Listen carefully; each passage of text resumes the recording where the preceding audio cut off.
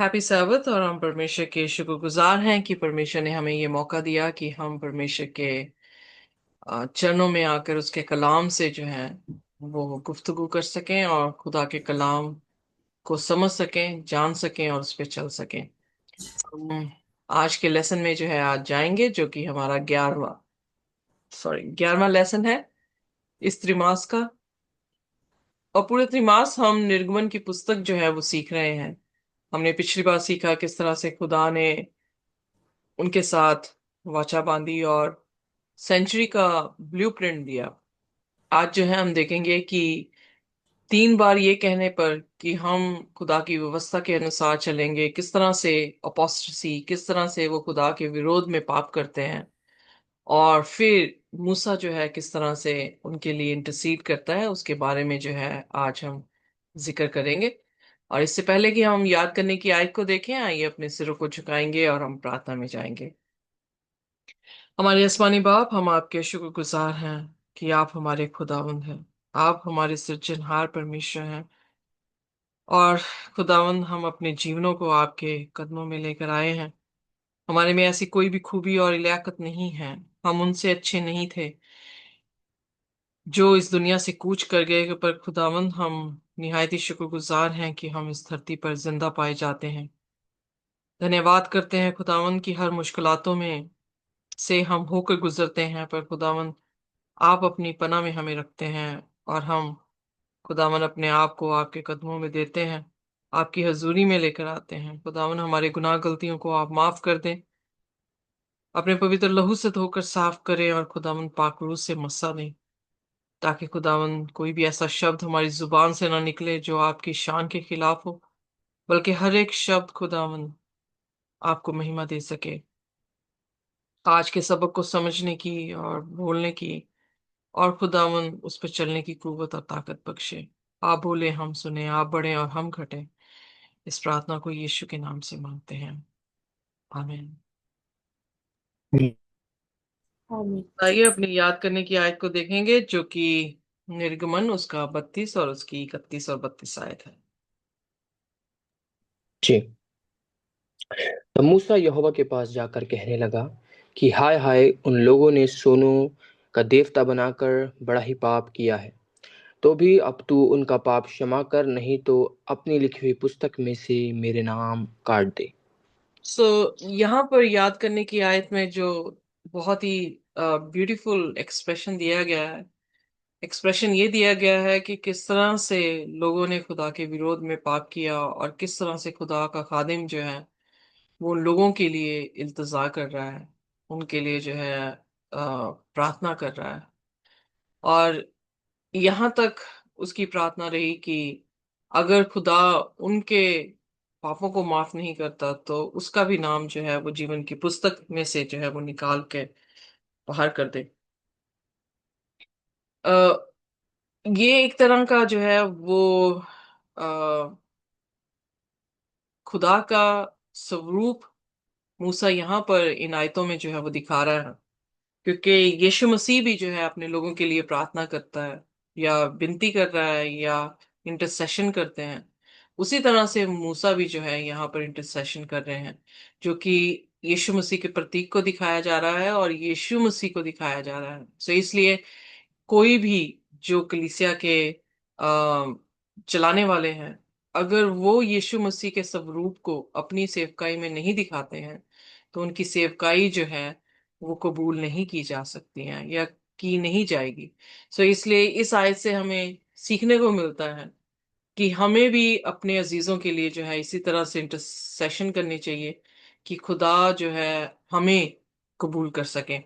In fact उसने बेशक favour लिया है खुदा का, उसको इतना फेवर मिला कि वो दूसरे लोगों से बढ़कर जो है उसे चुना गया, वो नबी के रूप में जो है वो चुना गया। पर जहां पर खुदा के सामने विनती करने की बात आई है, हम यहाँ पर देखते हैं कि वो अपने आप को उन लोगों के बीच में ही गिन रहा है। दानियल की प्रार्थना में भी हम यही देखा था, जब दानियल उसके 10 अध्याय में हम पढ़ रहे थे तो वहां पर भी हमें देखने को ये मिला कि दानियल ने अपने आप को अपने लोगों से बढ़कर नहीं दिखाया खुदा के सामने, बल्कि अपने लोगों के बीच में अपने आप को जो है उसने काउंट किया। और इनफैक्ट हमें भी इसी तरह से अपनी हलीमगी जो है वो रखनी चाहिए। चाहे हमें खुदा ने काफी फेवर दिए हैं, हम अच्छी पोशाक पहन रहे हैं, अच्छा घर बख्शा हुआ है, हमें पैसे जो है खुदा ने पैसों से नवाजा है, बट उन फेवर्स को लेते हुए भी हम अपने आप को इतना हलीम करें कि अपने हित की नहीं बल्कि दूसरों के हित के बारे में जो है वो प्रथम स्थान दें। सो ये आयत जो है ये बताती है कि किस तरह से मूसा ने खुदा के हुक्म को जो है वो रखा है।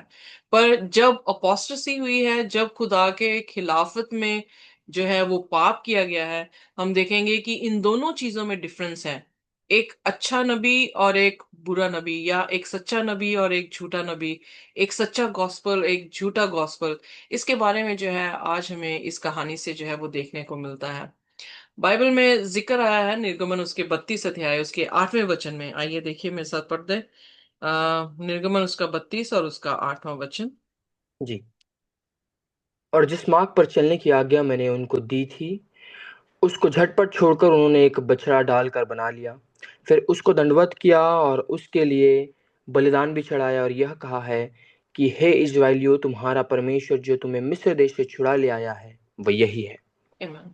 सो यहाँ पर हम देखते हैं कि एक तरफ मूसा है और दूसरी तरफ इज़राइल है और हारून है। और इन दोनों को जब जज कर रहा है खुदा, उनके कामों से जो है वो जज किया जा रहा है। अल्फाजों से हम अपनी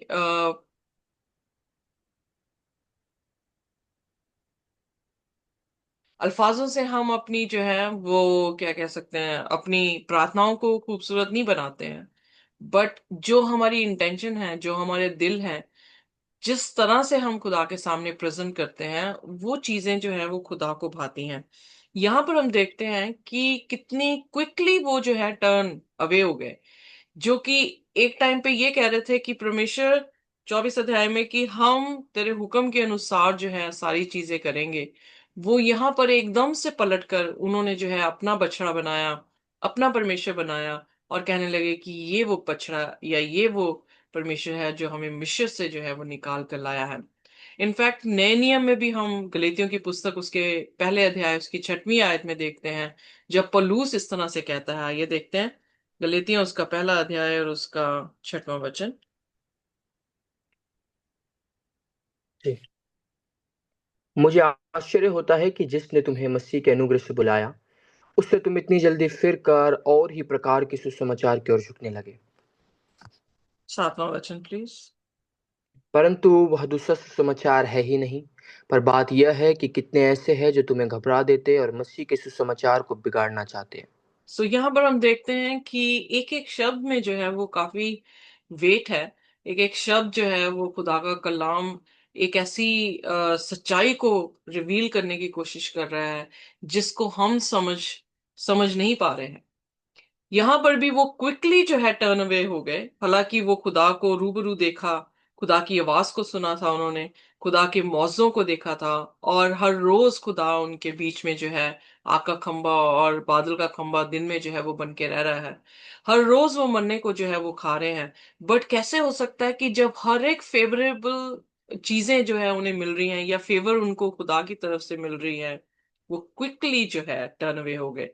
क्विकली टर्न अवे क्यों हुए? क्योंकि उन्होंने जगह दे दी शैतान को, उन्होंने जगह दे दी एक फॉल्स टीचिंग को। क्योंकि अभी ही हाल में उन्होंने 20 अध्याय जब हम पढ़ रहे थे, तो वहां पर खुदा ने जो दो हुक्म पहले जो दिए वो ये था कि एक ही परमेश्वर को मान, बुतों की जो है वो पूजा ना कर। और किस तरह से वो एकदम से अपने लिए जो है वो बुत बनाते हैं, और वो बुत ऐसा है जिसके सामने जो है वो वर्शिप करने लगते हैं और उसी को परमेश्वर मान रहे हैं जो उन्हें मिस्र से निकाल कर लाया है।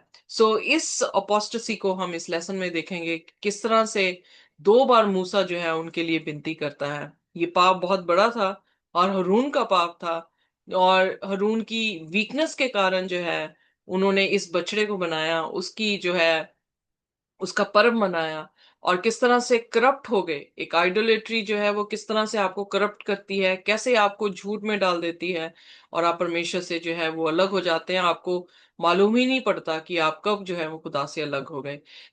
इसीलिए जब मूसा इंटरसीड कर रहा है तो किस तरह से खुदा के गुस्से को जो उसने मतलब टर्न अवे कर दिया उनसे। और इस सारी चीजों में हम ये देखने को मिलता है कि खुदा ने उसकी दुआ को सुना, और खुदा ने रहम जो है अपने न्याय से ऊपर अपने रहम को जो है वो इसराइली के ऊपर जो है वो रखा।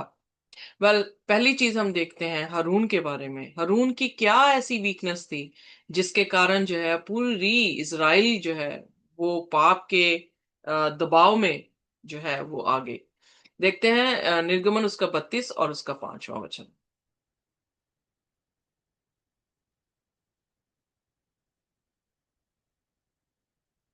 जी। यह ये देख के हारून ने उसके आगे एक वेदी बनवाई और यह प्रचार किया कि कल यहोवा के लिए पर्व होगा। यहाँ पर हम देखते हैं कि हारून, जब हम पहली आयत से ही इसको पढ़ते हैं तो हमें पता लगता है कि हारून जो है वो इतना नादान था कि अपनी नादानियों के कारण जो है उसने खुदा के लिए अपना स्टैंड जो है वो नहीं बना कर रखा। बहुत सारी बातें हमें इसकी जिंदगी से सीखने को मिलती हैं कि जब हम अ, अपने नाम को, अपनी शोहरत को, अपने रुतबे को खुदा से बढ़कर जो है वो मानना शुरू करते हैं, तो हम बड़ी इजीली जो है वो ड्रिफ्ट अवे हो जाते हैं, बड़ी इजीली जो है वो शैतान के हाथों में जो है वो आ सकते हैं। यहाँ पर जो है निर्गमन 32 अध्याय उसकी पहली आयत में जब हम पढ़ते हैं तो लिखा है, जब लोगों ने देखा कि मूसा का पर्वत से उतरने में विलंब हो रहा है, तब वह हरून के पास इकट्ठे होकर कहने लगे। पहली बात कि उन्हें उन्हें ना देखने में मूसा दिख रहा है, ना सुनने में मूसा दिखाई दे रहा है, जिसके कारण जो है नजर आता है कि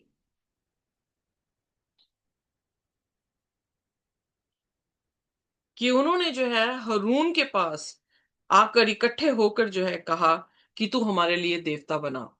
बहुत बार हमारे जो स्पिरिचुअल एक्सपीरियंसेस हैं वो हमारी फीलिंग पर आधारित होते हैं, जो हम देख रहे हैं उस पर आधारित होते हैं, और खुदा के वचनों पर आधारित जो है वो नहीं होते हैं। और जब हम खुदा के वचन, तभी यीशु मसीह ने थोमा से कहा यूहन्ना की अंजील में कि धन्य है वह जो बिना देखे मुझ पर विश्वास करते हैं। यानी अगर आप महसूस भी ना करें खुदा को अपने इर्द गिर्द, या आप खुदा के अचंभे कामों को भी ना देख रहे हों, आपकी परिस्थितियां बदल भी ना रही हों, तो क्या तब भी हम परमेश्वर पर विश्वास कर पाएंगे? क्या हम उसको अपना अपना खुदा मान पाएंगे? ये प्रश्न जो है वो आज भी हमारे सामने जो है वो खड़ा है। यहाँ पे देखने को मिलता है कि इजराइलियों को लगा कि मूसा ने आने पे विलंब की है, पता नहीं मूसा है या नहीं है पहली आयत में।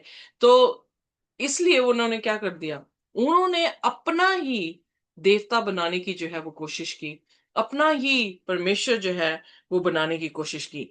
एक तो वो परमेश्वर है जो कि आ, हकीकत में परमेश्वर है, दूसरा जो हम अपने परमेश्वर जो है अपनी जिंदगियों में बना लेते हैं। और वो हमारी जिंदगियों में परमेश्वर आना जो है वो यकीनन है कि खुदा जो है उसको नापसंद करता है, क्योंकि वो किसी भी तरह से खुदा के जैसे नहीं है, खुदा के तुल्य नहीं माने जाते हैं, और ना ही खुदा से बढ़कर उनके पास समर्थ होती है।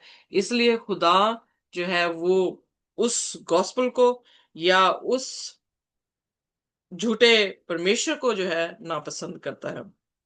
तो हारून ने क्या किया, दूसरे वचन में हारून ने उनसे कहा, तुम्हारी स्त्रियों और बेटे बेटियों के कानों में सोने की जो भी बालियां हैं उन्हें तोड़कर उतारो और मेरे पास ले आओ। सिस्टर एलन जी वाइट बड़े अच्छी तरह से बताती हैं कि उसने एक तरफ से ये सोचा कि ये अपने सोने की बालियों को ज्यादा प्यार करेंगे और ये मेरे पास नहीं लेकर आएंगे तो मैं बच जाऊंगा। उसने अपने बचाव का एक जो है पॉइंट यहाँ पर रखा।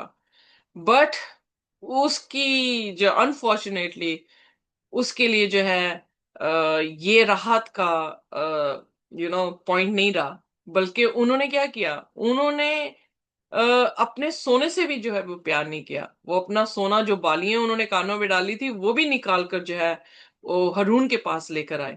और हरून को अब प्रेशराइज हो गया था, और हरून जो है किसी भी तरह से अपना बचाव नहीं कर पाया। और उसने क्या किया, उसने जो है उनकी बालियां ली जो जो उन्होंने इकट्ठे करके दी थी, और हरून ने उन्हें उनके हाथ से ले लिया और एक बछड़ा ढाल कर बनाया और टांकी से गाड़ा। तब वे कहने लगे कि हे इज़राइल, तेरा परमेश्वर जो तुझे मिस्र देश से छुड़ा लाया है, वे यही है। चौथी आयत में। सो यहाँ पर हम देखते हैं कि हारून की वीकनेस ये रही कि हारून किसी भी तरह से खुदा के साथ खड़ा नहीं था। हारून ने कॉम्प्रोमाइज कर लिया अपने अपनी लीडरशिप में। वो कॉम्प्रोमाइज हो गया अपनी लीडरशिप में, खुदा के साथ खड़ा नहीं रहा। अपनी लीडरशिप में उसने ऐसा तरीका सोचा कि ये शायद मेरे बचाव का तरीका हो सकता है। पर जब वो भी तरीका चला नहीं, तो वो निर्बल हो गया, वो मजबूर हो गया कि उसे जो है उनको देवता जो है वो दे। वेल, इनफैक्ट सबसे बुरी बात यह थी कि जो देवता उसने खड़ा कर दिया, वो देवता एक बछड़े के रूप में था, जो कि इंसान के रूप में भी नहीं, इंसान से नीची जात के जानवर, या हम कहें कि पक्षी के रूप में खुदा को जो है रिप्रेजेंट करना सबसे बड़ा जो है वो घिनौना पाप बन गया, जो कि उसने खुदा के विरोध में किया। और वेल, व्यवस्था विवरण उसकी 9 उसकी 20 आयत में ये साफ जो है वो जाहिर होता है कि जब मूसा वहां पे बयान करता है। आइए देखते हैं व्यवस्था विवरण उसकी 9 की 20 आयत। ठीक। और यहोवा हारून से इतना क्रोधित हुआ कि उसे भी सत्यानाश करना चाहा, परंतु उसी समय मैंने हारून के लिए भी प्रार्थना की। तो यहां पर हम देखते हैं कि ये पाप छोटा नहीं था जो हारून ने किया। हारून का पाप बहुत बड़ा था और खुदा इस बात से क्रोधित हुआ। खुदा उसे उसी टाइम उसका नाश कर देता, पर मूसा ने उसके लिए विनती की और उसे जो है बचा लिया। इब्रानियों शब्द में इलोहिम जो परमेश्वर के लिए इस्तेमाल हुआ है, वो एक प्लूरल शब्द है, जिसमें हम देख सकते हैं कि एक नहीं बल्कि ज्यादा है। जैसे कि हम पिता पुत्र पवित्र आत्मा, हम जानते हैं बेशक ये तीन व्यक्ति हैं पर वो एक खुदा है। सो ये मिस्ट्री है जो कि तिमोथियस की पत्री में भी इसका जिक्र जो है वो पौलुस करता है। और हम स्वर्ग की बादशाहत में इस मिस्ट्री को जानेंगे। पर जितना भी खुदा ने हमें दिया है, जितना हम समझ सके उतना हमें दिया है, और उससे हमें पता लगता है कि खुदा जो है वो उन्हें स्वर्ग की सॉरी मिस्र से जो है वो लेकर आया था। निर्गमन उसके 20 उसके दूसरे वचन में हम देखते हैं कि परमेश्वर जब 10 हुक्म देने पर था, उसने सबसे पहले उनको रिमाइंड ये करवाया कि खुदा खुद है जो उन्हें पंखों पर बिठा कर जो है मिस्र से निकाल कर इस धरती पर जो है वो लेकर आया है, और आने वाले टाइम पे उन्हें मुल्क कनान जो है वो देने पर है। हालांकि हारून मूसा के साथ साथ था। हारून जो है वो मूसा का माउथ पीस था और हर एक चीज वो देख रहा था। पर जहां पर उसको अब यहाँ पे डिसीजन बनाना था कि वो खुदा की किस तरह की इमेज को, उसकी किस तरह की पिक्चर को जो है वो लोगों को प्रेजेंट करता है, तो उसने पिक्चर खुदा की क्या बना दी, एक बछड़े के रूप में जो है वो बना दी। इनफैक्ट लेसन स्टडी में जो है हमें देखने को मिलता है कि ये जो थे इनके भगवान थे मिस्र के लोगों के, जो है बुल गॉड, जिसका नाम जो है यहाँ पर जिक्र किया गया है एपिस, और जो काउ गॉड थी उसका नाम जो था हैथोर था। सो वो इम्पैक्ट अभी भी इनके ऊपर था, और इन्होंने भी सोचा कि जैसे मिस्र के लोग जो है अपने भगवानों को एक पशु के रूप में, एक पक्षियों के रूप में बनाकर जो है उसकी पूजा कर रहे हैं, तो क्यों ना हम भी जो है अपना भगवान बनाएं, और हम भी यही कहें कि ये ऐसा भगवान था जो हमें मिस्र से जो है वो निकाल के लाया। और इसीलिए बाइबल बताती है कि कितनी जल्दी वो पलट गए, कितनी जल्दी वो भूल गए परमेश्वर की जो है महानता को। किस तरह से ये बछड़ा, जो कि बाइबल में लिखा है भजन संहिता 115 में भी है, भजन संहिता 135 में भी, उसकी 15 से 18 आयत में हम देखते हैं, तो वहां पर जिक्र आया है कि इनके बुतों के पास आंखें हैं पर वो देख नहीं सकती, कान है पर वो सुन नहीं सकते, नाक है पर वो सूंघ नहीं सकते। पर जब हम भजन संहिता 135 और उसकी 18 आयत पढ़ते हैं, तो वहां पर भी यही सेम जो है वो जिक्र आया है कि बुतों के पास आंखें तो बना दी गई हैं पर वो देख नहीं पाते। यशायाह 44 और 9 और 10 को जब हम देखते हैं, तो वहां पर खुदा फिर आइडल्स के बारे में बात कर रहा है कि जो भी फैशन कर रहे हैं इन आइडल्स को, वो भी इनके जैसे ही जो है वो दिखाई देते हैं। सो यहाँ पर हम देख सकते हैं कि अगर हरून ने इस बुत को बनाया तो हरून की बुद्धि कितनी भ्रष्ट थी, उसकी आंखें कितनी अंधी थी, उसके उसके उसकी सारी क्षमता जो खुदा को देखने के लिए होनी चाहिए वो कितनी अंधी हो चुकी थी कि उसने खुदा की जो है छवि एक बछड़े के रूप में जो है उसने सोने के बछड़े के रूप में जो है वो खड़ी कर दी। इसीलिए अगर आप दूसरा ग्रंथ उसकी 4:4 में देखें तो वहां पे लिखा है कि इस संसार का परमेश्वर जो खुदा पे विश्वास नहीं करते उनकी आंखों को अंधा कर देता है ताकि वो खुदा की उज्जवल ज्योति को देख ना सकें। इसीलिए लुदीकिया की कलीसिया में परमेश्वर जो है लुदीकिया की कलीसिया को, जो कि आखिरी कलीसिया है, हमारे समय की कलीसिया है, उनको कहता है कि तुम अंधे अभागे हो, तुम नंगे हो, सो मेरे पास आओ, मैं तुम्हें सुरमा दूंगा ताकि तुम देख सको। सो यहाँ पर हम उसकी आत्मिक अंधेपन को देख सकते हैं कि किस तरह से वो अंधा हुआ है और वो खुदा के वचन को आ, वचन पे ऊपर खड़ा नहीं रह पाया।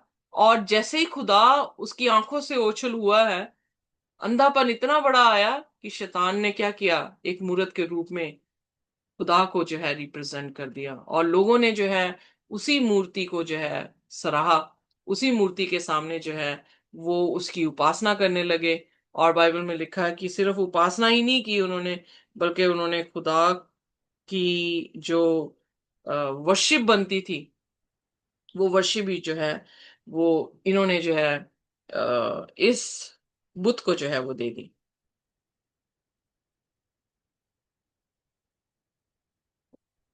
ऑलराइट, सो आगे देखते हैं फीस्ट ऑफ द काफ। इतना ही नहीं, आगे देखते हैं एक्सोडस उसकी 32 और उसका 6वां वचन। निर्गमन उसका 32। जी।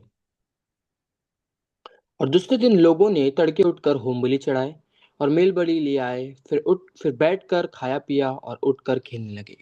सो यहां पर हम देखते हैं कि वो एक फॉल्स गॉस्पल को जो है वो वर्शिप कर रहे हैं। जैसे मैंने कहा कि खुदा का गॉस्पल उसके हुक्मों में था, और जब हुक्म के विरोध में वो काम कर रहे हैं उसे जो है वो फॉल्स गॉस्पल कहा गया है। पौलुस उसको जो है एक झूठा सुसमाचार जो है वो वहां पे बयान कर रहा है। और वो झूठा सुसमाचार खुदा के स्वरूप के उलट है, खुदा की पिक्चर के उलट है, उसकी तरबियत के उलट है, उसकी व्यवस्था के उलट है। Am I right? या सो अगले दिन उन्होंने क्या किया, उठ के उन्होंने पर्व मनाया जहां पर खुदा का पर्व है। आप देखेंगे आज भी यही चीज है कि खुदा का दिन है, जहां पर उसी के विपरीत शैतान ने जो है ऐसे ऐसे सब्स्टिट्यूट किए हैं। क्योंकि अगर हम खुदा की व्यवस्था में चलने लग जाएं तो 40 साल का जो उनका विल्डरनेस का जर्नी था वो 40 दिन में खत्म हो सकता था। बट क्योंकि उन्होंने खुदा के हुक्म को नहीं माना, खुदा पर भी भरोसा नहीं किया, वो 40 दिन का सफर जो है वो कितने दिन तक चला, 40 साल तक जो है वो चला। शैतान बड़ी अच्छी तरह से जानता है कि अगर हम खुदा की व्यवस्था के अनुसार चलने लग जाएंगे तो खुदा अपने काम को तेजी से जो है वो खत्म कर सकता है। और उसके टाइम पीरियड को खींचने के लिए शैतान क्या कर रहा है, कॉन्ट्रफेट शुरू कर रहा है, सब्स्टिट्यूट दे रहा है हम सभी को, ताकि हम खुदा की तरफ जो है अपना ध्यान ही ना दे। सो खुदा का पर्व है, खुदा का सब्बत का दिन है, उस दिन को छोड़कर आज दुनिया किस दिन को मना रही है? सो क्या ये फॉल्स गॉस्पल नहीं है? क्या ये खुदा के विरोध में अपोस्टेसी नहीं है? दानियल की पुस्तक में अगर हम देखें तो वहां पर 7 अध्याय और 8 अध्याय में जो एक राज्य के बारे में परमेश्वर नबूवत कर रहे हैं, उस राज्य ने खुदा के हुक्मों को और समयों को बदलने की जो है वो कोशिश की है। सो क्या ये खुदा के विरोध में पाप नहीं है? सो जो हम निर्गमन में कहानी देख रहे हैं वो कहानी एक भूतकाल की कहानी नहीं है, वो हमारे प्रेजेंट की कहानी है, वो हमारे फ्यूचर की कहानी है। और इस कहानी में हम कहाँ पे फिट होते हैं, ये हमें जो है वो देखने की जरूरत है। उन्होंने इस मूर्ति के सामने जो है वो पर्व मनाया, उसके सामने खा पी रहे हैं, और फिर खेल रहे हैं, मतलब वो उसके सामने जो है वो नाच जो है वो कर रहे हैं। इसलिए खुदा जो है इन सभी चीजों से जो है वो क्रोधित हुआ, क्योंकि खुदा इस चीज को देख नहीं पाया कि कितने एविडेंसेस देने के बावजूद भी इन लोगों ने जो है वो खुदा को जो है वो एक्सेप्ट नहीं किया। इनफैक्ट वो ये कह रहे हैं निर्गमन उसके पहले अध्याय में कि मूसा हमें मिस्र से लेकर आया है। अब यहां पर देखें कि वो खुदा को रिकॉग्नाइज नहीं कर रहे कि खुदा उन्हें लेकर आया है, उनके शब्दों के अनुसार वो रिकॉग्नाइज कर रहे हैं कि मूसा लेकर आया है।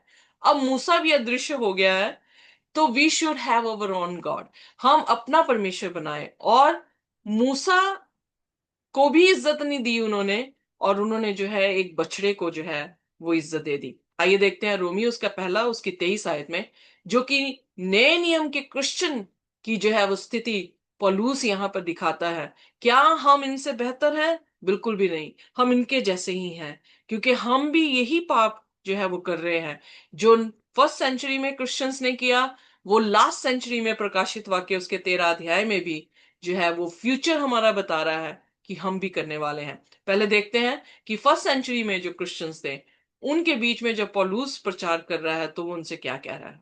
आइए देखिए रोमियो उसका पहला और उसकी 23 आयत। और अविनाशी परमेश्वर की महिमा को नाशमान मनुष्य और पक्षी और चौपायों और रेंगने वाले जंतुओं की मूर्त की समानता में बदल डाला। यहां पर हम देखते हैं कि पौलुस यहां पर यह बताने की कोशिश कर रहा है कि इंसान अपने पापों में, अपनी अभिलाषाओं में इतना अंधा हो गया कि उसने जो है खुदा के स्वरूप को इंसानों तक भी नहीं रखा, बल्कि उससे भी नीचे जो है गिराकर जानवरों और पक्षियों के बीच में जो है वो तब्दील कर दिया। और वो क्रिएटर को छोड़कर क्रिएशन को जो है वो क्या कर रहे हैं? इबादत कर रहे हैं। दूसरी शब्दों में मैं ये कहूंगी कि वो ट्रू गॉस्पल को लेने की बजाय फॉल्स गॉस्पल जो है उसको प्रीच कर रहे हैं और उसको वर्शिप कर रहे हैं, या सच्चे खुदा को और उसकी व्यवस्था को छोड़कर वो इंसानों में और इंसानों की व्यवस्थाओं को जो है वो मान रहे हैं।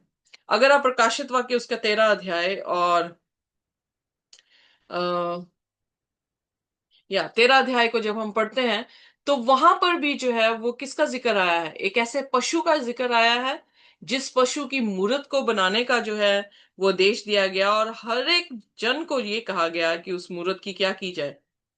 पूजा की जाए। तो अब क्या कोई डिफरेंस है पुराने नियम के इजरायलियों में और हमारे में? कोई डिफरेंस नहीं है। इसीलिए खुदा ने प्रकाशित वाक्य में 404 लगभग आयतें पुराने नियम से लेकर सिंबल जो है वो क्रिएट किए हैं, ताकि हमें असली तस्वीर पता लगे कि हम क्या करने वाले हैं और हमारी दशा जो है वो कैसी होने वाली है। बाइबल में लिखा है, आइए देखिए प्रकाशित वाक्य और उसका 13 अध्याय और उसकी 11वीं आयत, सॉरी, उसकी 15वीं आयत पढ़ते हैं पहले। जी। और उसे उस पशु की मूरत में प्राण डालने का अधिकार दिया गया कि पशु की मूरत बोलने लगे, और जितने लोग उस पशु की मूरत की पूजा ना करे उन्हें मरवा डाले। यहां पर हम देखते हैं कि पशु दिखाया गया है। पशु किसको रिप्रेजेंट करता है? आप हमारी डिग्रेडेशन को रिप्रेजेंट कर रहा है, हमारी हमारी आत्मिक आंखों के अंधेपन को दिखाया जा रहा है, हमारे फॉल्स गॉस्पल को जो है रिप्रेजेंट कर रहा है। यहां पर हम देखते हैं कि वो फॉल्स प्रॉफिट्स को जो है वो रिप्रेजेंट कर रहा है। यहां पर भी एक ऐसे पशु के बीच में जान डालना जो है वो संभव किया गया है, जिस पशु की जो कोई पूजा ना करे उसे क्या कर दिया जाए? मार दिया जाए। बल्कि इस कहानी में क्या हुआ, जिन्होंने पशु की पूजा की उनको जो है वो मूसा ने जो है वो मरवा दिया। पर अब क्या हो रहा है? उल्टा होगा। उल्टा में क्या होगा कि जो पूजा ना करेगा, इसका मतलब वहां पर कुछ लोग होंगे ऐसे लोग होंगे जो खुदा के धर्मी लोग होंगे, जो उस पशु की पूजा नहीं करेंगे, उनको मरवाने का जो है वो आदेश दिया जाएगा। सो ये पशु की मूर्त शुरुआत से लेकर अंत तक जो है वो बोल रही है, और वो यही बोल रही है कि हम खुदा के हुक्मों को छोड़कर उसके हुक्म के विरोधता में कुछ भी काम करते हैं, तो वो एक तरह का हमारे लिए बुत परस्ती है, आत्मिक जनाकारी है कि हमने अपने परमेश्वर को छोड़कर किसी और को, चाहे वो बछड़ा हो, चाहे वो कुछ भी हो, उसको हमने अपना परमेश्वर बना बना लिया है। जब हम व्यवस्था विवरण उसकी 32 उसकी 17 आयत को पढ़ते हैं, आइए देखते हैं व्यवस्था विवरण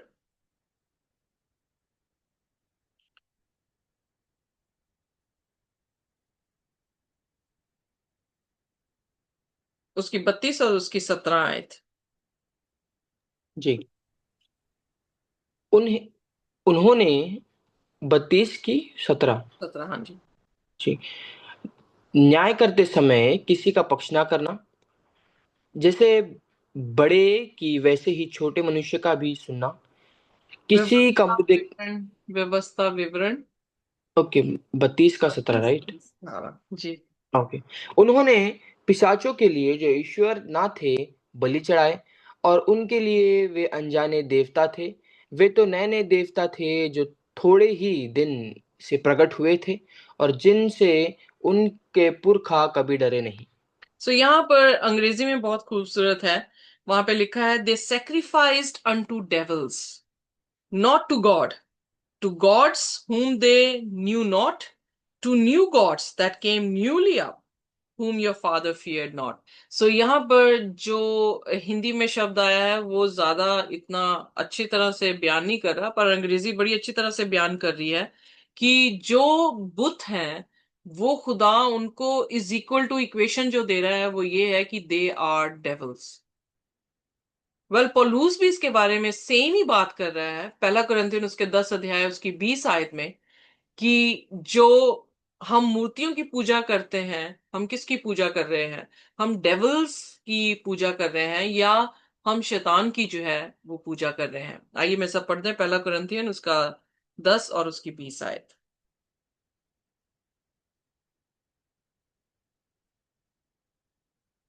जी।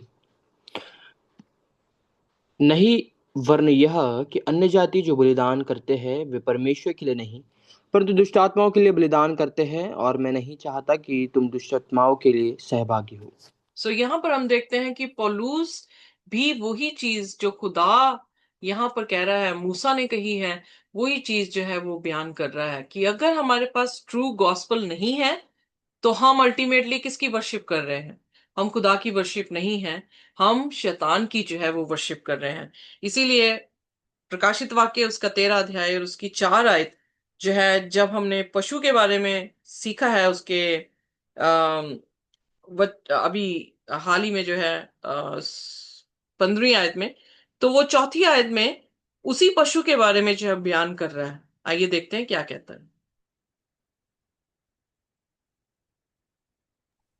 विच वर्स? Revelation chapter 13 verse 4। जी।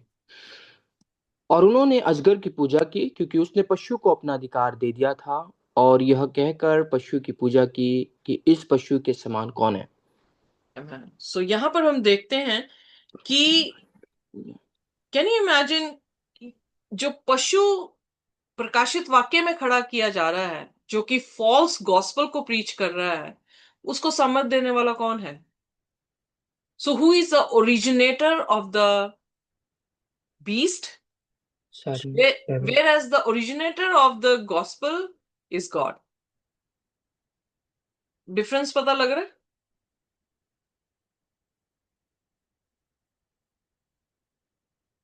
या।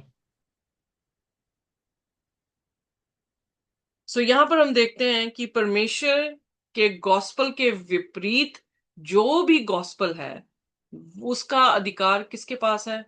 शैतान के पास।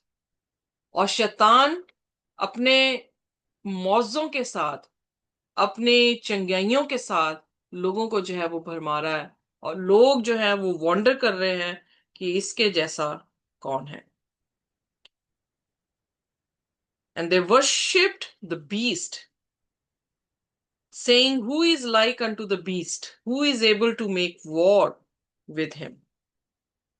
सो वो वॉन्डर कर रहे हैं। तीसरी आयत में उसकी आखिरी लाइन में लिखा है, and the whole world wondered after the beast. So आप देख सकते हैं कि जैसे यहां पर मेजॉरिटी जो है वो किसकी पूजा कर रही है। इवन जो कि मूसा का भाई हरून है, वो भी किसकी पूजा करवा रहा है, एक बछड़े की पूजा जो है वो करवा रहा है। सो नो वंडर कि अगर प्रचलित पास्टर, इतने प्रचारक जो है वो जो खुदा के वचनों को मान ही नहीं रहे, जो उसकी व्यवस्था पे चल ही नहीं रहे, अगर बहुत सारी भीड़ उनके गले में शामिल है, तो इसमें कोई भी शक नहीं है, क्योंकि चौड़े रास्ते में जाने वाले बहुत हैं और सकरे रास्ते पे चलने वाले बहुत ही कम हैं। सो ये जब हम खुदा के हुक्मों के विरोध में, खुदा के गॉस्पल के विरोध में अपनी वर्शिप लेकर आ रहे हैं, तो वो वर्शिप खुदा को नहीं जा रही, वो वर्शिप किसको जा रही, शैतान को जो है वो जा रही है, उस अजगर को जा रही है, जिस अजगर ने हमारे सामने वो मूर्ति जो है वो बनाई है। Amen? True ma'am. निर्गमन उसका 32 उसका 7 वचन, आइए देखते हैं, दोबारा से पढ़ते हैं।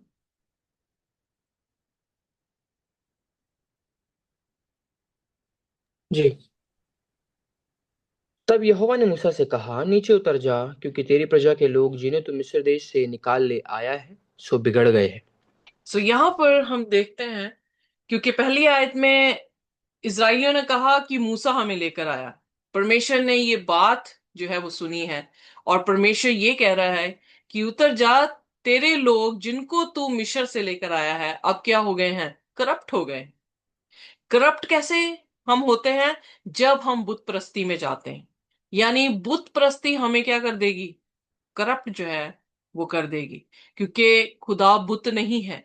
खुदा सुनता है, उसकी आंखें हैं, वो देखता है, उसके कान है, वो सुनता है, वो जीवित परमेश्वर है। और जब हम किसी तरह के बुत को बनाकर उसकी पूजा करते हैं, तो वो ना देखते हैं, ना सुनते हैं, ना बोलते हैं, ना सूंघते हैं, और जो उसको पूजा करते हैं वो भी उनके समान वैसे ही हो जाते हैं। सो इसलिए आइडोलेट्री जो है वो करप्शन को जो है वो लेकर आई है। और ये करप्शन कैसे आती है, जब हम खुदा की जगह को खाली छोड़ देते हैं, तो शैतान उस जगह को अपनी फॉल्स टीचिंग से भरता है, तो हम गलत रास्तों में जो है वो निकल जाते हैं। Are you getting me? अगर मेरे माँ बाप की शिक्षा मुझे ना मिल रही हो, और मेरे दुश्मन मुझे मेरी कानों में फुसफुसाने लग जाए, तो क्या मैं सही रास्ते पे चलूंगा कि गलत रास्ता अपना लूंगा?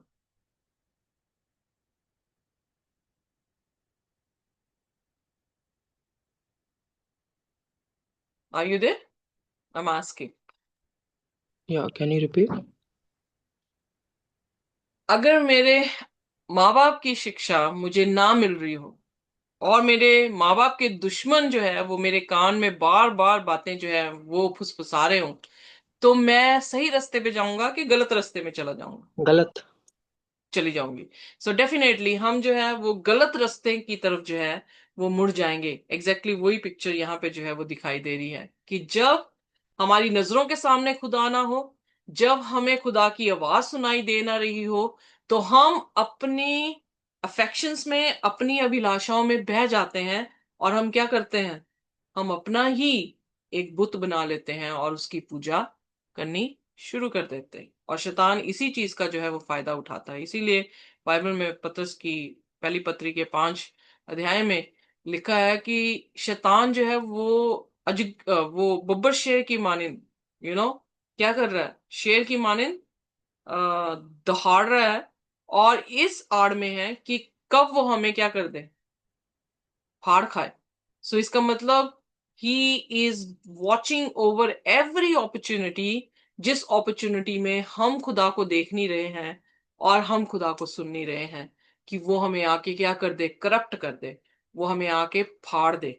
और वो पाप डालकर ही जो है हमें क्या करता है, नष्ट करने की कोशिश करता है। सो इसलिए पाप क्या है, खुदा के हुक्मों का तोड़ना। और अगर हम खुदा के हुक्म मान रहे हैं और उसके हुक्म नहीं तोड़ रहे हैं, तो शैतान का किसी भी तरह से क्या होता है, कोई भी अपॉर्चुनिटी उसे नहीं मिलती कि हमारी जिंदगियों में वो दाखिल हो सके।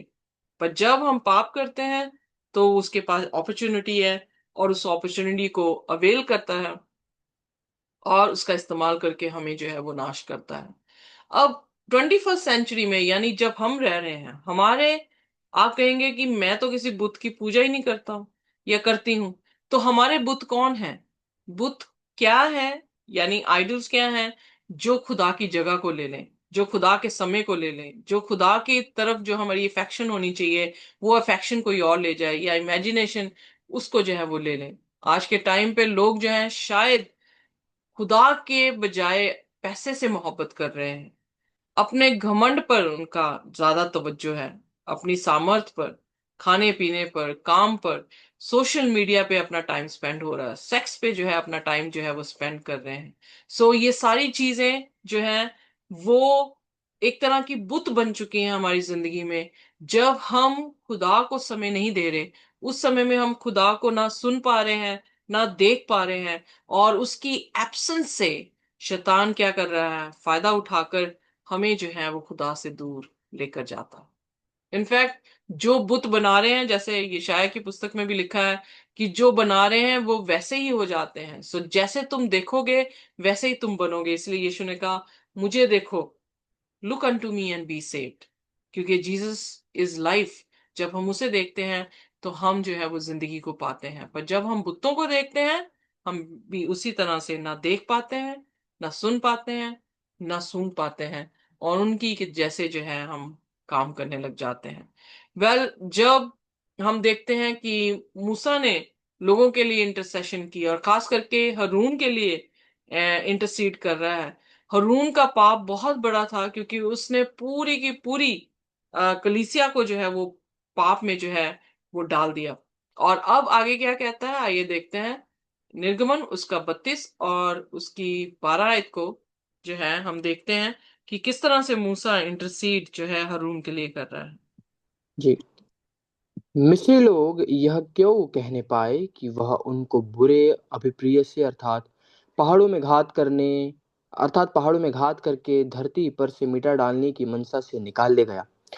तू अपने भड़के हुए कोप को शांत कर और अपनी प्रजा को ऐसी हानि पहुंचाने से फिर जा। सो यहाँ पर जब वो इंटरसीड कर रहा है, बाइबल बताती है कि उसने 2 बार खुदा के सामने जो है इल्तिजा की कि खुदा जो है इन लोगों को जो है वो नाश ना करे, खुदा इन्हें जो है बिल्कुल भी जो है वो मारे ना या खत्म ना करे। सो उसकी तवज्जो यही थी। और मूसा यहाँ पर खुदा को जो है रिमाइंड करा रहा है कि मिस्र के लोग क्या समझेंगे, कि खुदा इन्हें, यहाँ पर मूसा ने ये नहीं कहा कि मैं इन्हें निकाल के लाया, जहां पर खुदा कह रहा है मूसा तू लेकर आया है, मूसा जो है पलट कर खुदा को कह रहा है कि खुदा तू इन्हें निकाल के लाया है। ऐसा ना हो कि लोग जो है वो ये समझें कि तू इन्हें इसलिए लेकर आया ताकि तू इन जंगलों में इन्हें जो है वो मार दे। और इनफैक्ट खुदा ने रिलेंट किया, खुदा ने जो है इस बारे में सोचा, और उस दंड को जो है वो वापस ले लिया कि ओके, मैं नहीं जो हूं इसको करता हूं। पर अगर हम इसी की 11वीं आयत को पढ़ें, जी। 10वीं आयत से पढ़ते हैं। अब मुझे मत रोक, मेरा कोप उन पर भड़क उठा है जिससे मैं उन्हें भस्म करूं, परंतु तुझसे एक बड़ी जाति बनवा उपजाऊंगा। तब मूसा अपने परमेश्वर यहोवा को यह कह के मनाने लगा कि हे यहोवा, तेरा कोप अपनी प्रजा पर क्यों भड़का है, जिसे तू बड़ी सामर्थ और बलवंत हाथ के द्वारा मिस्र देश से निकाल लाया है। मिस्री लोग यह क्यों कहने पाए कि अच्छा, वह दैट्स उन इट। सो 11वीं आयत में हम फिर देखते हैं कि वहां पर वो खुदा को क्या कह रहा है कि मैं नहीं लेकर आया हूं, खुदा तू इन्हें मिस्र से जो है वो बाहर लेकर आया है। सो इसलिए जब हम इंसान को क्रेडिट देने लग जाते हैं, तो खुदा वहां से क्या हो रहा है, खुदा को हम डिलीट कर रहे हैं, खुदा को हम वहां से निकाल कर इंसान को क्रेडिट दे रहे हैं, तो फिर इंसान हमें कहां तक बचा सकता है। पर जब हम रियलाइज करते हैं कि किसी भी इंसान की नहीं, बल्कि खुदा की ये कुवत हुई है कि हम यहां तक पहुंचे हैं, तो फिर खुदा को क्रेडिट देना खुदा को जो है वो भाता है। और इसीलिए हम देखते हैं कि मूसा ने अपनी प्रार्थना में सबसे पहले ये रियलाइज करने की कोशिश की कि किसी भी तरह से, ना मेरे बल से ना मेरी शक्ति से, बल्कि तेरी आत्मा के जरिए से हम जो है वो बचाए गए हैं। सबसे पहले जब भी हम प्रार्थना करें ये देखें कि हम एनकाउंटर हों कि हमारी निर्बलताएं, हमारे पास कौन से ऐसे पाप हैं, हमारी अक्षमताएं कौन सी हैं, ताकि हम रियलाइज कर सके कि हमें खुदा की जो है वो जरूरत है। तो यहां पर भी मूसा जो है खुदा के सामने यही कह रहा है कि ये मैं नहीं, बल्कि खुदा तू इन्हें जो है वो छुड़ा के लाया है। ऐसा ना हो जैसा तूने बाप दादों के साथ वायदे किए हैं उसको स्मरण कर, और ऐसा ना हो कि मिस्र के लोग ये कहें कि खुदा इन्हें मिस्र से इसलिए लेकर गया कि वो जंगल बियाबान में जो है उसे खत्म कर दे। और खुदा ने अपने जो उसने कहा कि मैं इन्हें मानने पर हूं, उसको जो है वर्ड्स को जो है वो वापस ले लिया। सो यहाँ पर हम देखते हैं कि खुदा की जजमेंट, हालांकि उनके ऊपर मौत आनी चाहिए थी, पर खुदा की जजमेंट के ऊपर जो है खुदा का अनुग्रह जो है वो काफी भारी पड़ा। इसीलिए यकूब उसकी 2 उसकी 13 में जब हम पढ़ते हैं, आइए मैं सब पढ़ दें, यकूब उसकी 2 और उसकी 13 आए, वहां पर जिक्र आया है कि परमेश्वर की मर्सी उसकी जजमेंट के ऊपर जो है वो ट्रायम्फ है। जी। क्योंकि जिसने दया नहीं की उसका न्याय बिना दया के होगा, दया न्याय पर जयवंत होती है। सो यहाँ पर जब हम खुदा के समीप आते हैं, खुदा से माफी मांगते हैं, अपनी दुर्बलताओं को और अपनी पापों को जो है खुदा के साथ अंगीकार करते हैं, तो खुदा की जजमेंट के ऊपर जो है दया फतेहमंद जो है वो हो जाती है। इनफैक्ट इस पूरे चैप्टर में हम ये देखते हैं कि खुदा की कवनेंट जो कि 10 हुक्मों के ऊपर बनी थी, या वो साइन या सिंबल था 10 हुक्म उस कवनेंट का, उसका जो है वो टूट जाना वहां पर दिखाई पड़ता है। और वो मूसा भी जो है उन 2 पत्थर की तख्तियों को जो है वो तोड़ देता है, क्योंकि खुदा की कवनेंट ही उन्होंने तोड़ दी। उन्होंने कहा था हम खुदा की व्यवस्था को मानेंगे और खुदा के हुक्मों के अनुसार चलेंगे। जब उन्होंने हुक्म ही तोड़ दिए, तो खुदा की तरफ से वाचा कि वो उनका प्रोटेक्टर होगा, वो उनका प्रोवाइडर होगा, वो वाचा भी जो है वो क्या हो गई, टूट गई। उसी तरह से आज हमारे साथ भी है, जब हम खुदा के हुक्मों को तोड़ देते हैं, तो खुदा की वाचा हमारे प्रति जो उसके कर्तव्य हैं वो भी साथ ही साथ क्या हो जाते हैं, टूट जाते हैं। पर यहाँ पर जो निर्गमन उसका 32 उसकी 32 आयत में हम देखते हैं कि उसने किस तरह से कहा खुदा से, दूसरी बार जब विनती कर रहा है तो कहने लगा कि अगर तू इनको माफ नहीं करता तो मेरा भी नाम जो है वो जीवन की पुस्तक से जो है वो निकाल दे। वेल, पहली चीज ये सीखने को मिलती है कि उसने अपने आप को अपने लोगों के बीच में काउंट किया। जैसे मैंने पहले भी कहा कि दानियल की 10वें अध्याय की प्रार्थना में भी दानियल, बिल्कुल उसका पाप जो है पूरी किताब में जिक्र नहीं आया, पर वो अपने आप को अपने लोगों के बीच में गिनता हुआ परमेश्वर के सामने अपने आप को प्रेजेंट कर रहा है, जो कि हलीमगी को दिखा रहा है। इनफैक्ट अगर वो अपने आप को इन लोगों से बेहतर दिखाते जो नबी थे, तो वो स्वरूप शैतान का दिखाते, और वो स्वरूप शैतान का दिखाने पर खुदा उन्हें जो है वो माफ ना करता, खुदा उनको भी जो है वो दंड दे देता। बल्कि यहाँ पर यीशु मसीह के प्रतीक को या उसकी टाइप को यहाँ पर देखने को मिलता है, यानी उस हलीमियत को देखने को मिला है। और खुदा की पसंदीदा दुआ जो है ये मूसा की जो है वो ठहराई गई, कि उसने जब ये कहा कि अगर तू इनके पाप क्षमा नहीं करता है तो मेरा भी नाम जो है वो जीवन की पुस्तक से जो है वो निकाल दे। वेल, एक चीज कि हरून ने जो है वो पाप किया, हरून के पाप से खुदा जो है वो काफी नाराज था। और जब हम 32 की 22 आयत को पढ़ते हैं, 21 आयत से पढ़ते हैं, तो वहां पर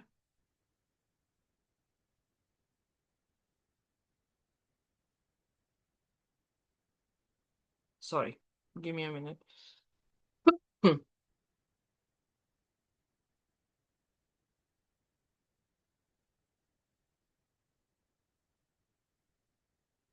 21 आयत को पढ़ते हैं। सॉरी, 21 आयत पढ़ दें please. Which chapter? Exodus 32 verse 21। 21. Okay.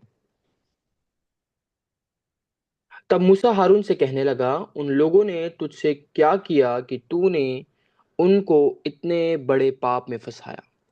Okay, सो हरून फिर उसका क्या जवाब देता है? हारून ने उत्तर दिया, मेरे प्रभु का कोप ना भड़के। तू तो उन लोगों को जानता ही है कि वे बुराई में मन लगाए रहते हैं, और उन्होंने मुझसे कहा कि हमारे लिए देवता बनवा जो हमारे आगे आगे चले, क्योंकि उस पुरुष मूसा को जो हमें मिस्र देश से छुड़ा लाया है, हम नहीं जानते कि उसे क्या हुआ। हम्म। तब मैंने उनसे कहा, जिस जिसके पास सोने के गहने हों वे उनको तोड़कर उतार लाए। और जब उन्होंने मुझको दिया तब मैं और जब उन्होंने मुझको दिया मैंने उन्हें आग में डाल दिया। तब यह बछड़ा निकल पड़ा। सो यहाँ पर हम देखते हैं कि हरून जो है अपनी सफाई में, जबकि उसने बहुत बड़ा पाप किया, वो अपनी सफाई में क्या दिखा रहा है कि ये बछड़ा जो है वो मैजिकली जो है वो आ गया। मैंने वो कलीसिया को जो है उस पे ब्लेम लगा रहा है कि वो लोग तुझे पता ही है कि अच्छे नहीं है, उन्होंने मुझसे कहा और तू दिखाई नहीं दिया, तो इसलिए मैंने जो है उनसे कहा कि अपनी बालियां निकालो, अपना सोना दो, और मैंने वो आग में डाला और वहां पर जो है वो बछड़ा जो है वो निकल निकल आया। अब प्रश्न ये उठता है कि क्या सचमुच में बछड़ा निकल आया अपने आप, कि उसने झूठ बोला? करप्ट, जब बाइबल कह रही है कि आइडोलेट्री एक पाप जो है वो दूसरे पाप को जन्म देती है, इसीलिए याकूब की पत्री में लिखा, अगर तुम एक हुक्म तोड़ते हो तो सारे हुक्म जो है वो क्या हो जाते हैं, टूट जाते हैं। अब उसने एक हुक्म तोड़ा था कि उसने खुदा को छोड़कर, पहला हुक्म उसने खुदा को छोड़कर किसी और को अपना परमेश्वर बनाया। दूसरा हुक्म उसने तोड़ दिया कि उसने मूर्तों की पूजा की। तीसरा हुक्म, उसने परमेश्वर का नाम व्यर्थ लिया कि उस बछड़े को कहा कि ये तुम्हारा परमेश्वर जो तुम्हें मिस्र से निकाल के लाया। सब्बत के दिन को उन्होंने तोड़कर उस दिन जो है पर्व का दिन बनाया, और खुदा के सामने नहीं बल्कि उस बछड़े के सामने वो होली कम्युनियन कर रहे हैं। दूसरे शब्दों में, आज की भाषा में, होली कम्युनियन कर रहे हैं और डांस कर रहे हैं। माता पिता का आदर ना कर, उनका माता उनका पिता जो है वो खुदा था, उन्होंने उसकी इज्जत जो है वो नहीं की। सो उसी तरह से हम देखते हैं कि एक पाप को तोड़ने से उसने सारे पाप जो है वो तोड़ दिए। और ये किसी भी तरह से सच नहीं था, बछड़ा खुद ब खुद नहीं आया था, ये उसका झूठ था, अपने आप को प्रोटेक्ट करने के लिए, कि मैंने जो है वो आग में डाला सोना, और सोना जो है वो बछड़े के रूप में आ गया। इसीलिए आप देखेंगे प्रकाशित वाक्य में भी और पौलुस तस्सलोनियों की पुस्तक में भी जो है वो जिक्र करता है, कि उसकी पत्रियों में भी बार बार जिक्र आया है कि झूठे भविष्यद्वक्ता जो है वो अचंभे काम जो है वो करेंगे। इनफैक्ट यीशु मसीह ने भी यही कहा, मत्ती उसके 24 उसके 24 आयत में। आइए देखते हैं, मत्ती उसके 24 और उसकी 24 आयत। For there shall arise false Christ and false prophets, and shall show great signs and wonders, insomuch that if it were possible, they shall deceive the very elect. पढ़ दे मेरे साथ हिंदी में। जी। जी। क्योंकि झूठे मसीह और झूठे भविष्यवक्ता उठ खड़े होंगे और बड़े चिन्ह और अद्भुत काम दिखाएंगे, कि यदि हो सके तो चुने हुओं को भी भरमा दे। सो यहां पर हम साफ साफ देखते हैं कि खुदा का वचन, यीशु मसीह के ये शब्द हैं कि फॉल्स प्रॉफिट्स, फॉल्स क्राइस्ट जो है वो आके क्या करेंगे, वो अचंभे काम जो है वो करेंगे। यहां पर भी वो यही प्रिटेंड करने की कोशिश कर रहा है कि ये अचंभा हुआ है, बट क्या वो सच्चा अचंभा था? हालांकि खुदा भी मौजे कर रहा था, पर क्या ये मौजा सच्चा था? नहीं, वो झूठ था। एक तरह से डिसीव करने के लिए वो बोल रहा है हमें, पर असल दर कोई भी बछड़ा अपने आप जो है वो उत्पन्न नहीं होता है। इसीलिए प्रकाशित वाक्य उसके 16 अध्याय में भी हम देखते हैं, उसकी 13वीं और 14वीं आयत। प्रकाशित वाक्य 16, उसका 13वां और 14वां वचन। जी। और मैंने उस अजगर के मुंह से और उस पशु के मुंह से और उस झूठे भविष्यवक्ता के मुंह से 3 अशुद्ध आत्माओं को मेंढकों के रूप में निकलते देखा। ये चिन्ह दिखाने वाली दुष्ट आत्मा है जो सारे संसार के राजाओं के पास निकलकर इसलिए जाती है कि उन्हें सर्वशक्तिमान परमेश्वर के उस बड़े दिन की लड़ाई के लिए इकट्ठा करे। मैन सो क्या वर्ड्स में कोई भी तब्दीली नजर आ रही है इस कहानी और प्रकाशित वाक्य की कहानी में? कोई भी डिफरेंस नजर आ रहा है? यहां पर भी क्या कर रहा है झूठा भविष्यद्वक्ता हरून, झूठे झूठे मसीह बने हुए हैं, मसीह मतलब गॉस्पल बना हुआ है, झूठे पशु वहां पे खड़ा हुआ है, और वो क्या कह रहे हैं कि हमने तो आग में डाला था और मुआवजा हुआ और ये बछड़ा बन के जो है वो निकल आया। यहां पर भी प्रकाशित वाक्य में भी जो है वो 3 जन का जो है वो जिक्र है। पहली चीज कि अजगर के मुंह से, दूसरा पशु के मुंह से, तीसरा फॉल्स प्रॉफिट के मुंह से जो है दुष्ट आत्माएं निकली हैं जो अचंभे के काम कर रही हैं, और तैयार किस बात में कर रही हैं? एक ऐसी जंग के लिए तैयार कर रही हैं जो परमेश्वर के विरोध में है। सो फॉल्स गॉस्पल आपको उस आर्मी में डाल रहा है जो परमेश्वर के विरोध में लड़ाई करेगी, पर ट्रू गॉस्पल आपको खुदावन यीशु मसीह का जवान बना रहा है जो खुदा के साथ खड़े होने के लिए और खुदा उनके लिए जो है वो लड़ने वाला है। Am I clear? Amen, yes. So this is what the gospel is. और यहां पर जब मूसा, पहली चीज कि हरून का इतना बड़ा पाप था, पर मूसा ने अपने आप को किसी भी तरह से हरून से बड़ा नहीं समझा। हरून के जैसे ही समझा कि अगर हरून मरता है तो खुदा तू मुझे भी जो है खत्म कर दे, मेरा भी नाम जो है वो जीवन की पुस्तक से जो है वो निकाल दे। जो शब्द यहां पर आए हैं, क्योंकि ये सेकंड बार इंटरसीड कर रहा है, जो शब्द उसने इस्तेमाल किया है फॉरगिव, उसका असल में जो इब्रानी शब्द है उसका अर्थ है कि तू इनके पापों को बेयर कर ले, तू इनके पापों को क्या कर ले, अपने ऊपर उठा ले। और अगर तू इनके पापों को नहीं उठाता तो खुदा मेरा भी नाम जिंदगी की पुस्तक से जो है वो निकाल दे। और ये कुछ हजार साल बाद जो है इसकी प्रार्थना का जवाब प्रभु यीशु मसीह की उस क्रूज की मौत के ऊपर जो है वो दिया गया कि खुदावन यीशु मसीह ने हमारे पापों को अपने ऊपर जो है वो बेयर किया। आइए देखते हैं यशाया उसकी 53 की 6 वर्स को।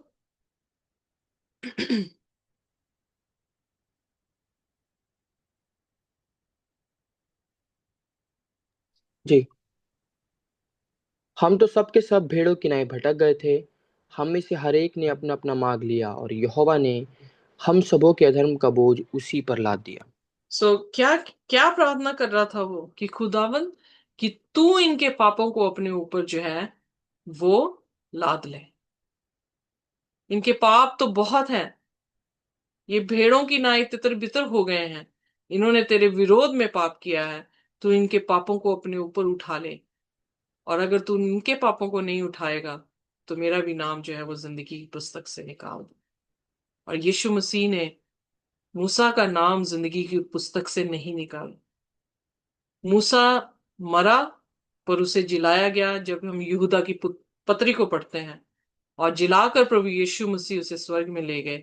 और सिर्फ मूसा को नहीं बचाया, बल्कि उसने हर एक प्राणी का, हर एक जात की, हर एक भाषा का इंसान के लिए वो सारे पाप अपने ऊपर ले लिए जो हमने किए हैं उसके विरोध में, ताकि हम भी मूसा के साथ जो है वो जिंदगी को पा सके।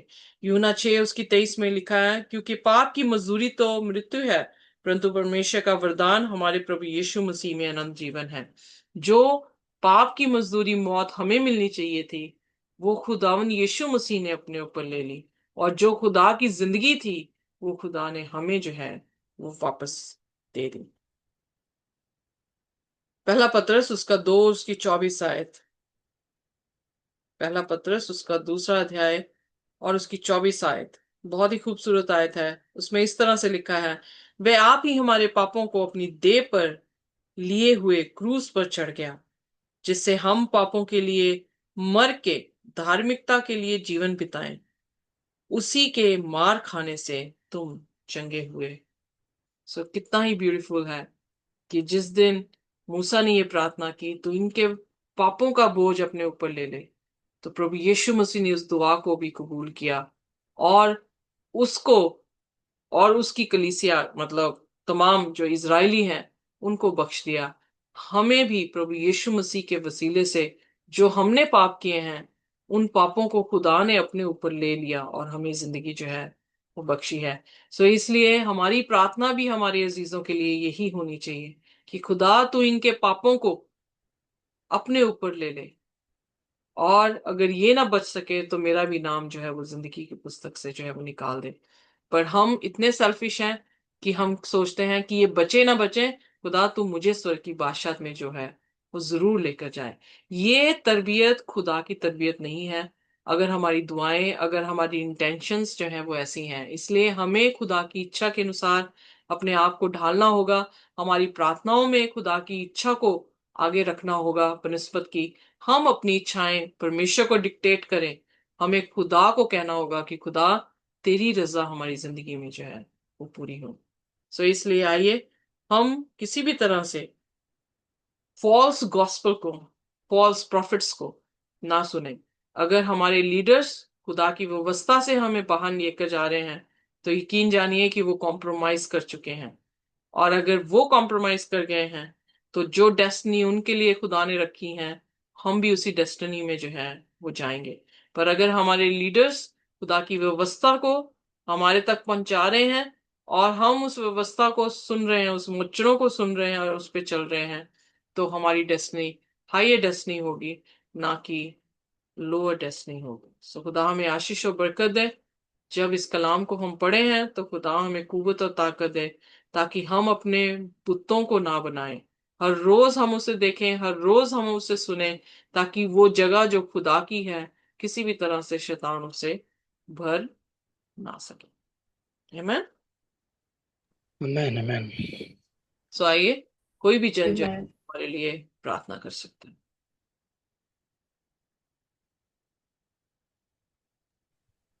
आइए हम प्रार्थना करें। नमस्कार के खुदावंद, आपकी महिमा हो, आपके नाम को हम जलाल देते हैं।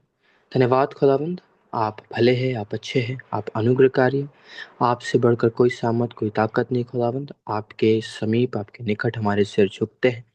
आप परमेश्वर इलोहीम हैं, आप एक जीवित खुदा है और आपके अलावा और कोई नहीं खुदावंद। और आपको हम जलाल देते हैं खुदा, और आपकी महिमा करते हैं। धन्यवाद इन वचनों के लिए जो आप हमें और बेहतराई से इन वचनों के ज्ञान से भरते चले जा रहे हैं। परमेश्वर, आपका वचन जो अनंत जीवन है, खुदावंद आपको जानना, आपको समझना अनंत जीवन है। धन्यवाद, आप आपके वचन के द्वारा हमें और आपके ज्ञान से भरते चले जा रहे हैं। आपकी महिमा हो। यस खुदावंद, हमने कहीं ना कहीं बहुत बार अपने वॉक्स में, अपने चाल में आपसे हटकर अपने दूसरे देवताओं को, आइडलिज्म को किया है, चाहे वो किसी भी वे में क्यों ना हो। परंतु आज हमारी दुआ, आज हमारी चाह यही है कि हम वापस फिरकर आपकी ओर आए और एक्सक्यूजेस को छोड़कर खुदा, जिस तरह आपका वचन कहता है, जिस तरह आपका कलाम कहता है, वैसे ही आपके दिन होकर चले। और हमारे जीवन से सारी महिमा, सारा जलाल, सारी बुजुर्गी, सारी हशमत खुदावंद आप ही को मिलती रहे।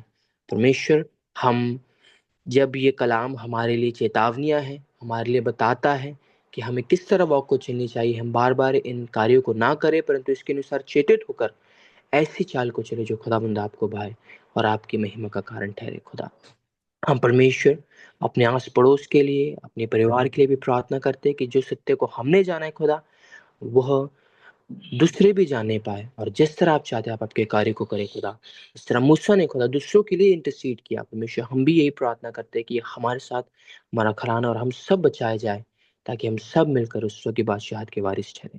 हमारी दुआ यही है, हमारी चाह यही है कि हम सदा आप में बने रहें और आपके सत्यताई में चलते रहें और आप में बढ़ते जाए, और हमारे जीवन से सारी बातें मिलकर आपके मुँह का कारण ठहरे। आवश्यक है आप बड़े रहम घटे, आपका नाम मुबारक पाया जाए। इसकी सबद के लिए आपका धन्यवाद।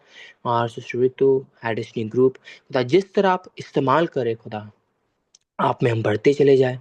जितने लोग यूट्यूब से भी देखते हैं, उन पर भी आपकी आशीष रहे और सारी बातों में आपका नाम ऊँचा उठाया जाए। आगे के सब काम को, सब चीज़ों को आपके हाथ में सौंपते हुए, सारा जलाल आपको देते हुए, यीशु के नाम में दुआ माँगता हूँ, सुन सुखें कीजिए। आमीन। आमीन। खुदा की शांति और उसका इत्मीनान और उसका अनुग्रह हमारे साथ जब तक कि हम उसे रूबरू ना देख लें, इसी तरह से जो है वो बना रहे। आमीन। आमीन।